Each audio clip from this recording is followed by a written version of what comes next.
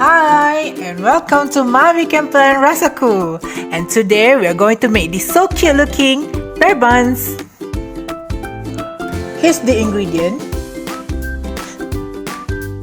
The step is so senang. Just take all of the ingredient and mix it all together. Like this recipe is so easy and it's really foolproof. Workout time. Mix the dough manja-manja gitu, like slowly. And then next step is massage time. Okay, knead the dough until it's formed a ball, like a firm ball, and then you can add the butter.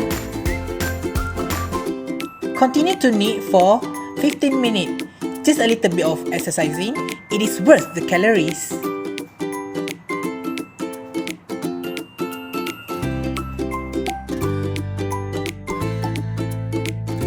Once done, you can cover it and let it rest 4 hours in the chiller.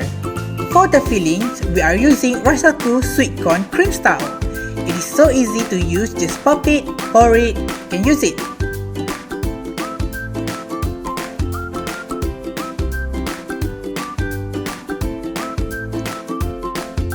Give it a little mix, and then on the bain-marie, stir the mixture until it pekat lah. Kacau. It will take some time, but it is okay. You need to stir it continuously or else it becomes scrambled eggs. Okay, when it's already thick, let it cool to make it set. Next, the makeup. Take a portion of the dough, about 20 grams, and color it with food coloring. You can add flour if it's too sticky.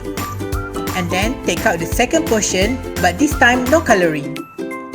Last sekali, divide the dough into 2 and roll it like a ball. Comel kan? Alright, prepare the filling and time to isikan the filling. But please be careful during this step. Kalau tidak, the fillings will terkeluar. Okay, repeat the same process for the next portion. Take the dough and make pairs of ears and small discs for the mouth of the bear.